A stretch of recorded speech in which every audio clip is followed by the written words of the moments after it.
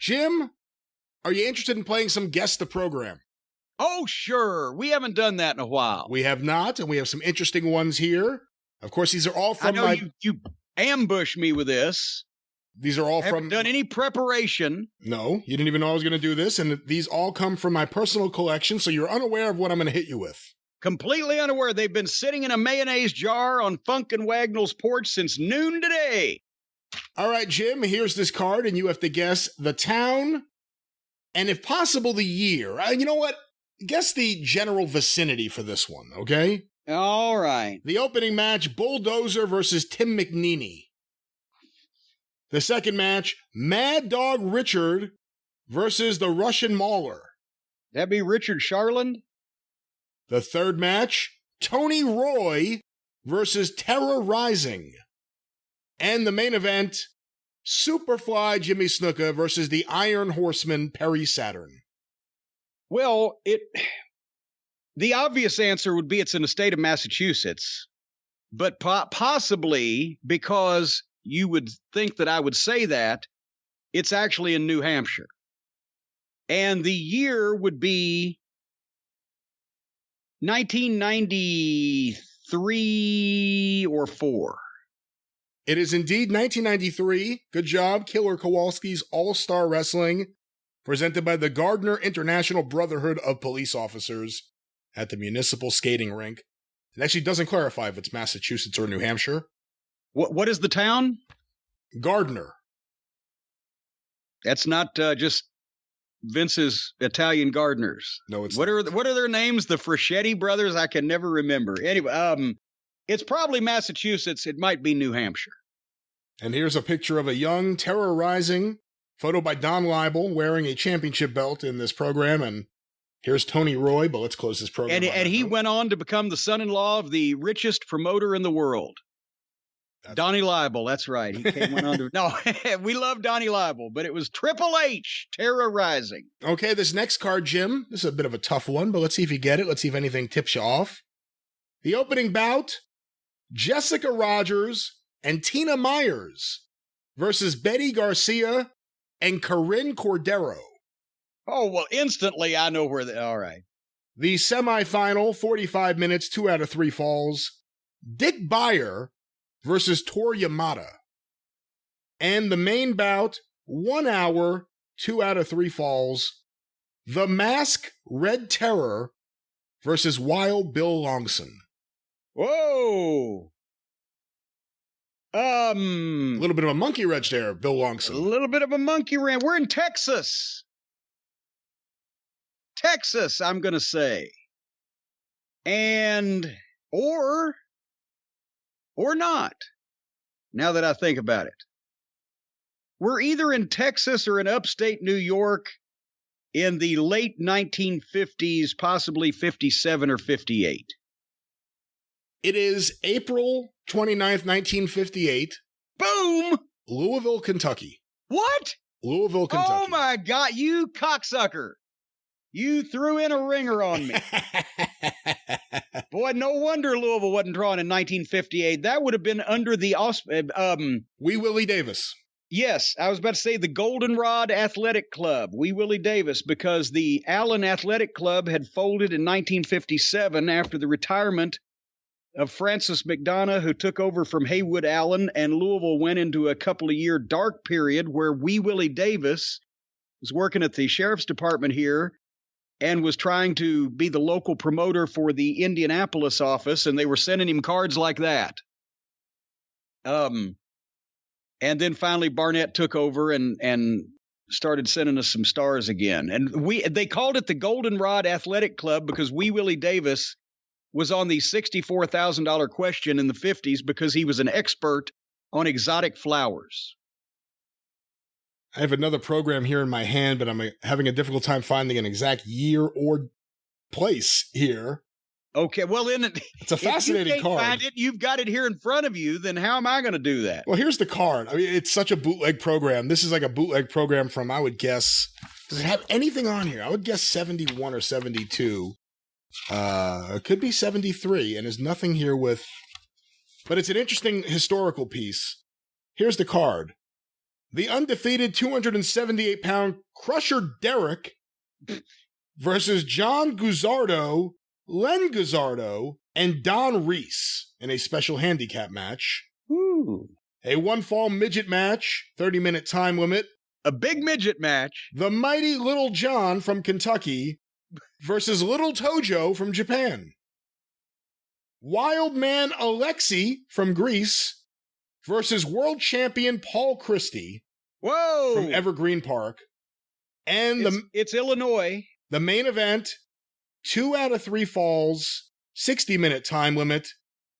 The graduate Angelo Poffo and Dr. Thunderbolt Williams versus the White Knight and the Masked Avenger.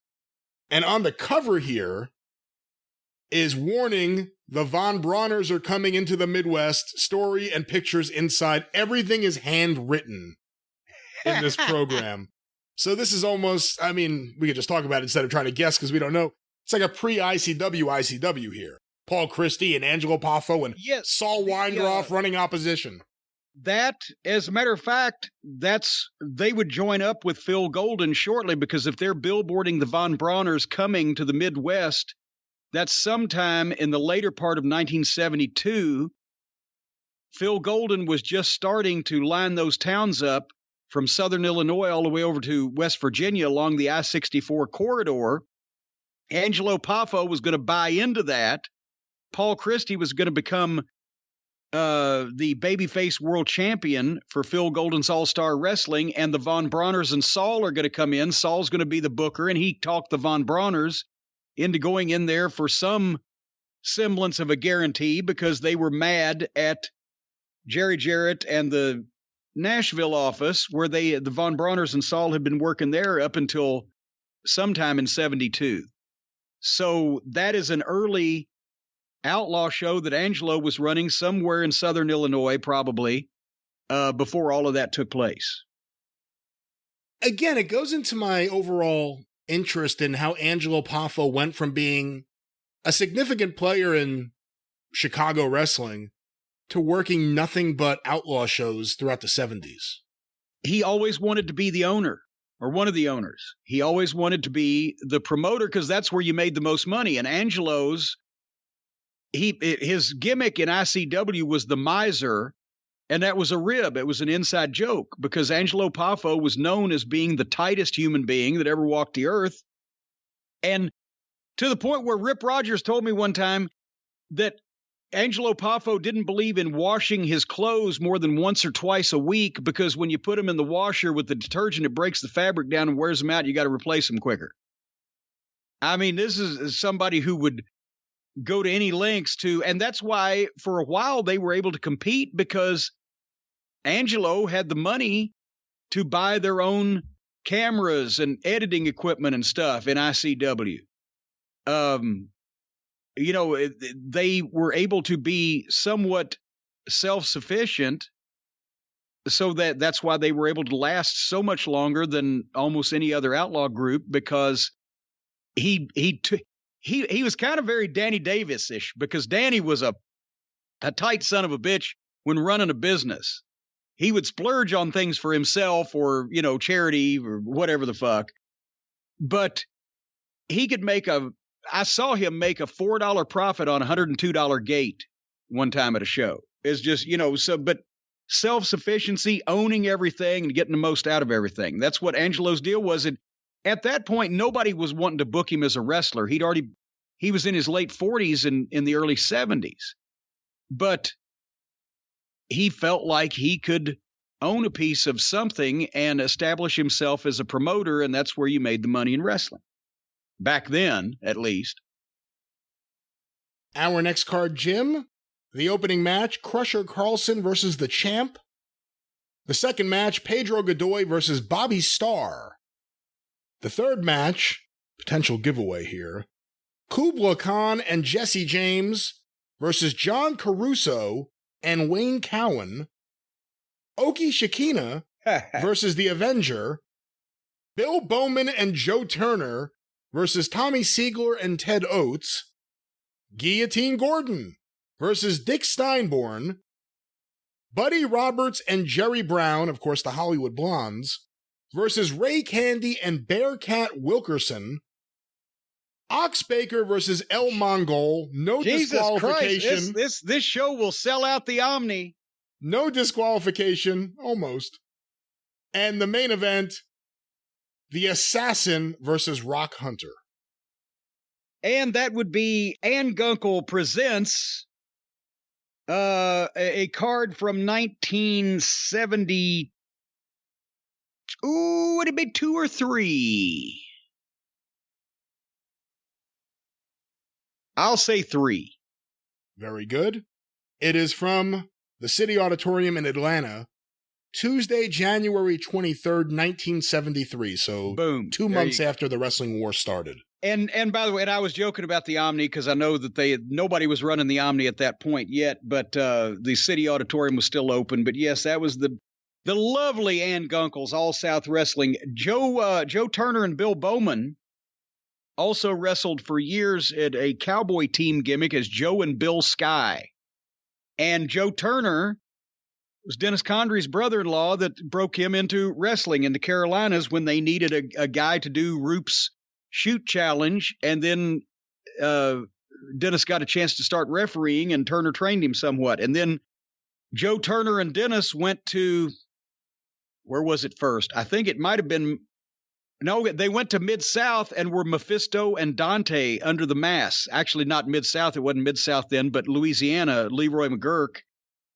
They got the shit end of the territory and were Mephisto and Dante. And then they both got booked, and Dennis stayed for a while in Montgomery, Alabama in 74 before he came up to the full-time Tennessee territory.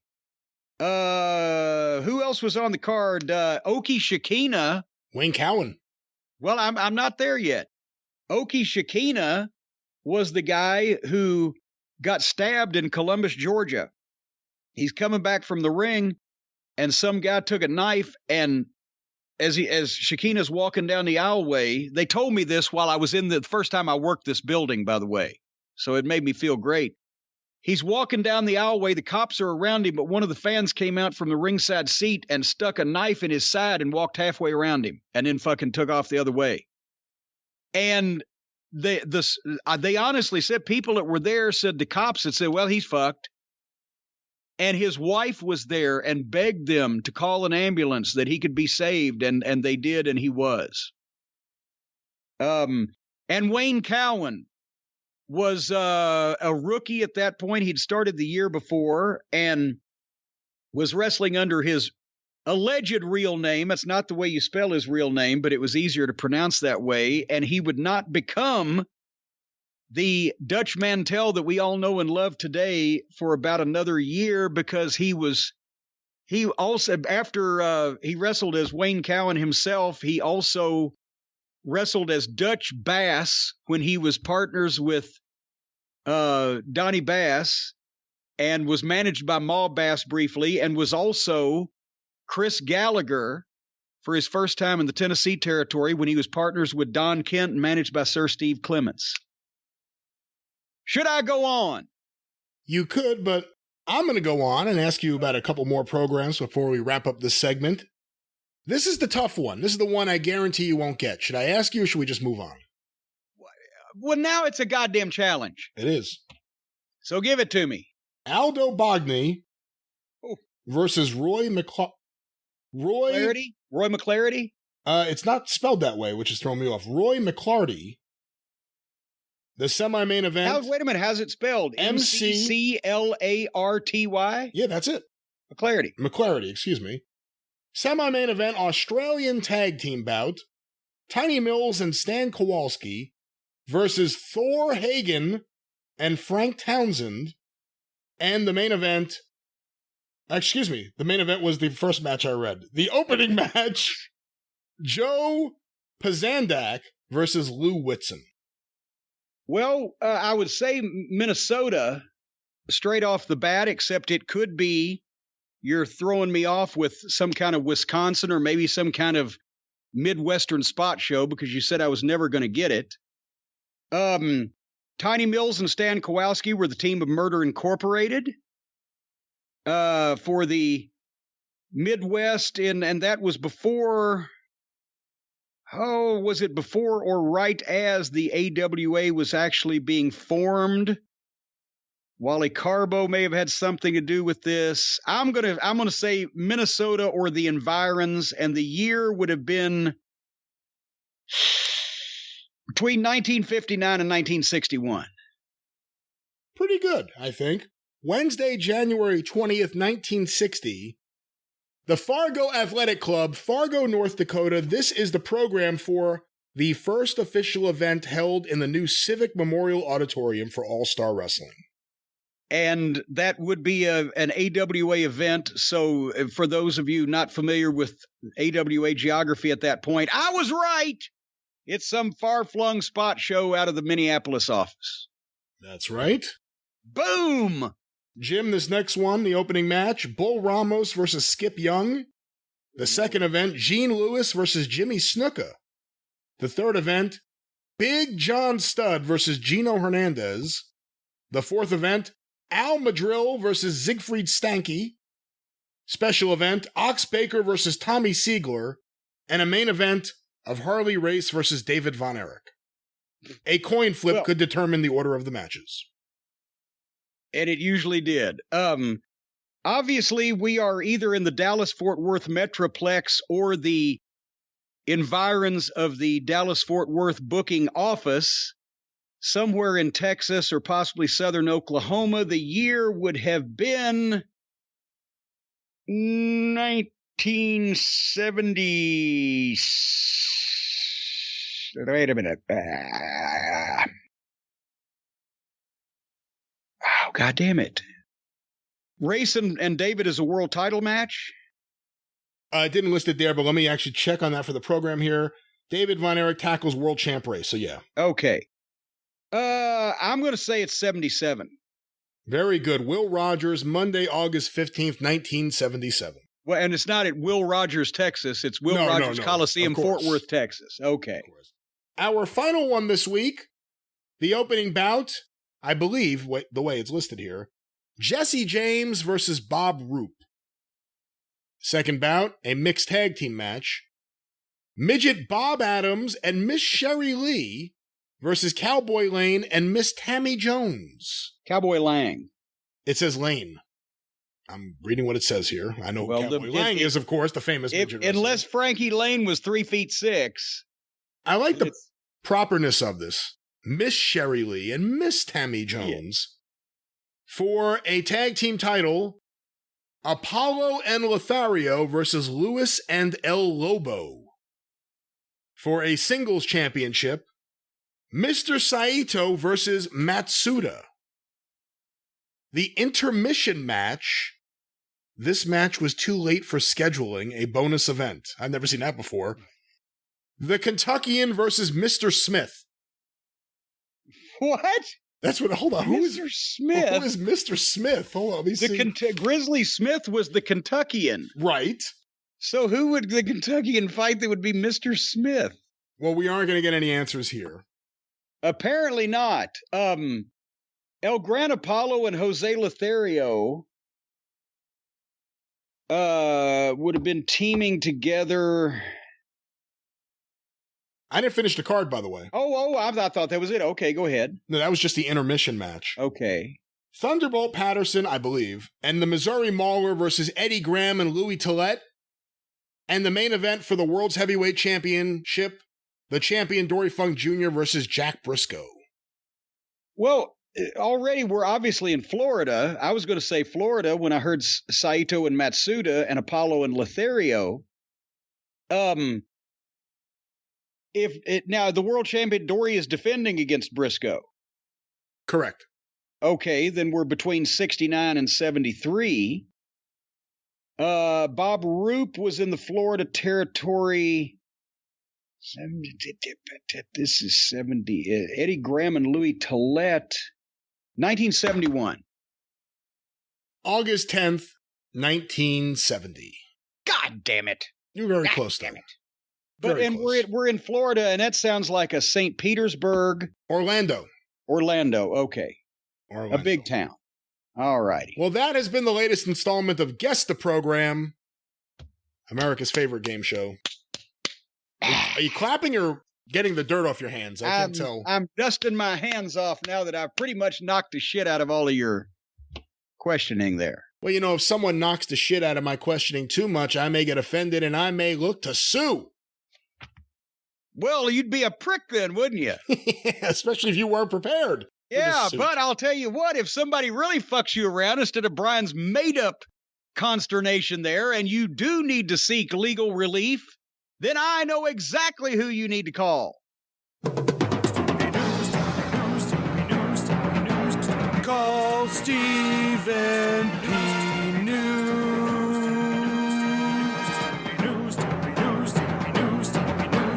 If you need to sue.